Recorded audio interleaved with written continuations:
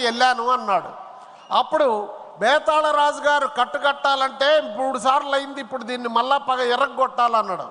విరగ్గొట్టాలంటే చెయ్యి ఇట్లా పెట్టి కానియండి మీ పని అన్నాడు.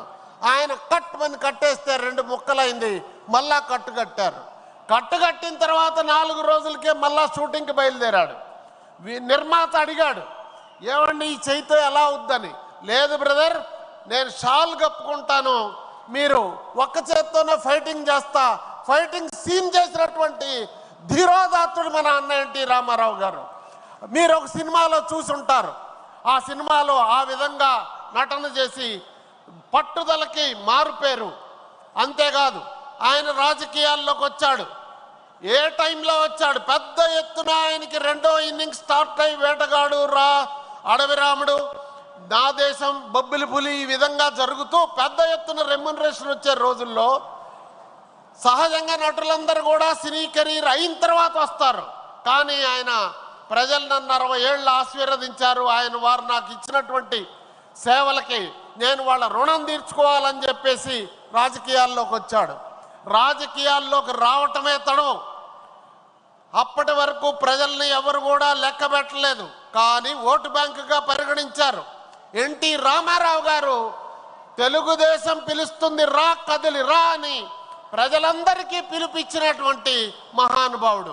అంతేకాదు ప్రజలందరిలో కూడా నా తెలుగింటి ఆడపడుచులని సమాజంలో సగభాగం ఉన్న మహిళల్ని ఆహ్వానించాడు. కుర్రోళ్ళందరినీ కూడా తెలుగు యువతని ఆహ్వానించాడు. రాజకీయాల్లో ఒక కొత్త తరాన్ని సృష్టించాడు. అప్పుడు దాకా ప్రజలు రాజకీయ నాయకుల దగ్గరికి వెళ్ళే సంస్కారం ఉంటే ఈయన 35,000 కిలోమీటర్లు ఏసీ లేనటువంటి చైతన్య రథంలో రాష్ట్రం నలుమూలలా కలియదిరిగి ప్రజలందరి సమస్యలు తెలుసుకొని ఉప్పెనలాగా 35 ఏళ్ళు ఉన్నటువంటి కాంగ్రెస్ ప్రభుత్వాన్ని కూలదోసి కాంగ్రెసేతర ప్రభుత్వాన్ని ప్రతిష్ఠించడం జరిగింది. వచ్చిందే తడవుగా ప్రజల కోసం ఏమైతే చెప్పాడో చెప్పిందంతా చేసినటువంటి మనిషి ఎన్టీ రామారావు గారు, నాయకుడు ఎన్టీ రామారావు గారు. చెప్పేదే చేసేవాడు, చేసేదే చెప్పేవాడు.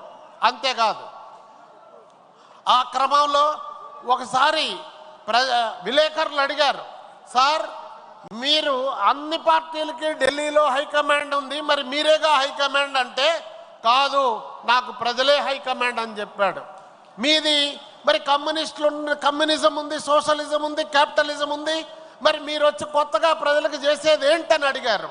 నాది మానవతావాదం బ్రదర్, నీ కమ్యూనిజమైనా సోషలిజమైనా క్యాపిటలిజమైనా ప్రజల మానవాళి బాగుకే కదా పనిచేసేది, నేను దానికోసం పనిచేస్తానని చెప్పి కట్టుబడి చివరి వరకు పనిచేశాడు.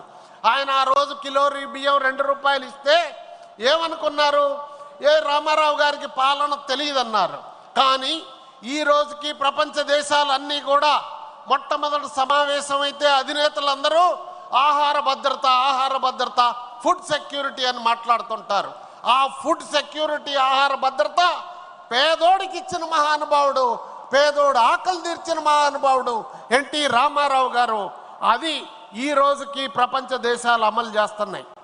భారతదేశ ప్రభుత్వాలు, ఎన్ని రాష్ట్రాల ప్రభుత్వాలు అన్న ఎన్టీ రామారావు గారి భావజాలాన్ని, సిద్ధాంతాలనే ఇప్పటికీ అమలు చేస్తున్నారు. మీరు తెలుసుకోవాల్సినటువంటి విషయం ఏమిటంటే, ఆ రోజున ఆయన పక్కా ఇళ్ళు పెడితే ఈ రోజు ప్రభుత్వాలు అన్నీ చేస్తున్నాయి. ఆ రోజు ఆయన పెన్షన్ పథకం పెడితే ఈ రోజున పెన్షన్ భారతదేశం అంతా అమలు చేస్తూ ఉన్నారు. ఈ విధంగా అన్నగారి భావజాలం భావితరాలకి తెలియజేయాల్సిన బాధ్యత మనందరి మీద ఉంది. అలానే నారా చంద్రబాబు నాయుడు గారు అన్నగారు నదుల అనుసంధానం ప్రారంభిస్తే నదుల అనుసంధానాన్ని ఆయన ఈ రోజున పోలవరం, బనకచెర్ల పెట్టి అన్నగారు రూపొందించిన రాయలసీమ పథకాలన్నిటికి కూడా ఇక్కడ నీళ్లు ఇవ్వటం, అలానే ఉత్తరాంధ్రకు కూడా నీళ్లు అందించే కార్యక్రమం చేస్తూ ఉన్నారు. అన్నగారు చేసిన ఈ మొత్తం కార్యక్రమాలు బాబు గారు అమలు చేస్తూ ఉన్నారు.